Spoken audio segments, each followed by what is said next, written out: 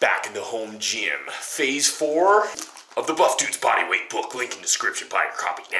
Yeah. First on the list is gonna be the box jumps. So we have a little box, you can tell here.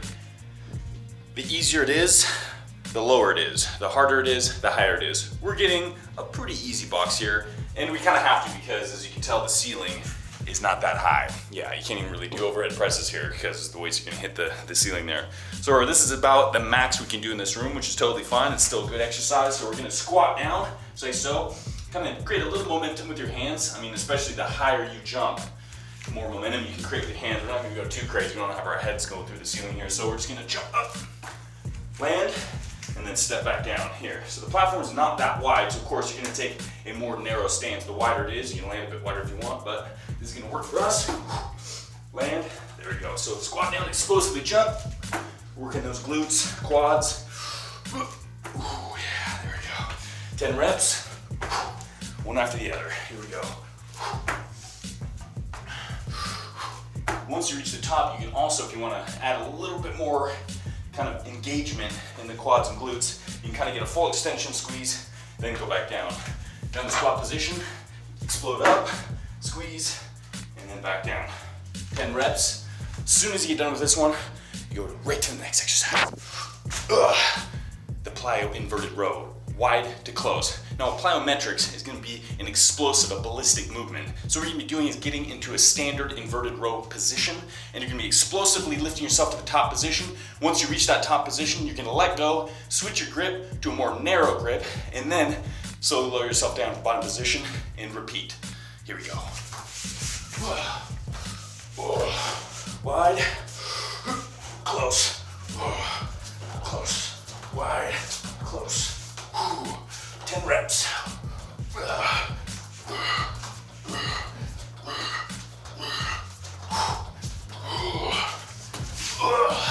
Oh yeah, working that back explosively. Next up is gonna be PLYO push-ups. PLYO inverted rows, we're focusing on the back. This one's gonna be focusing on the chest, and it's gonna be another ballistic movement. As you can see, we have some weights here which are slightly elevated. You can feel free to use chairs, rocks, just DIY the thing. What you wanna do with this movement is you're gonna start in the standard push-up position. You're going to go down, and then you're going to explosively bring yourself up to the weight. So bring yourself down when you're finished, explode up. And you're gonna be doing 10 reps.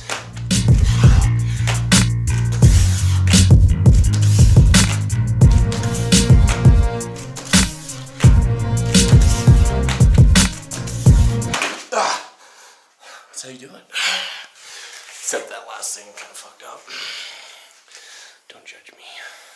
Onto the inchworms. Now this is the second to last exercise, and this is a perfect full body exercise to really engage pretty much your hamstrings, your back, your chest, your shoulders. You know, we don't have a lot of space here. Usually you'll perform inchworms where you can kind of crawl for a certain amount of time, and in this case it can be 10 repetitions, but we're gonna be working in a pretty small space. We're gonna go over how you can perform these within a small space. You're gonna start in the standing position, just like so. You're bending over, you're nice stretching the hamstrings, placing your hands flat on the floor, and you're gonna walk yourself out inch by inch, all the way out into that push-up position.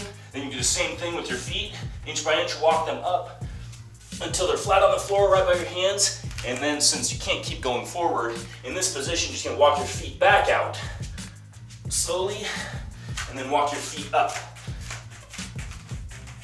Or I should say your hands, but in this case, they kind of act like feet. But so you walk your hands back into the standing position, or you can just stay in this position, bent over position, and repeat, and we're gonna be doing this 10 times. So it might seem kind of easy, but after a while, it gets a little exhausting, especially when you pair it up with the circuit. So we got one more exercise, and Hudson, you're gonna take it away. Last on the list is gonna be the wall sit. You're gonna wanna hold this position for 30 seconds. And as you can see, I'm in basically a squat position. I've got my lower leg and my upper leg in about a 90-degree angle from one another. And this gets harder than you think. As you can see, I have my back firmly placed against the door. You can use a tree. You can really use anything that's thick, solid, and or tight, as long as you can firmly place yourself up against it. So it's starting to burn. You're gonna feel it big time in those quads. And what a great way to end this circuit. And speaking of circuit, now that you know how to perform all of these exercises, let's get to it. Cue the montage.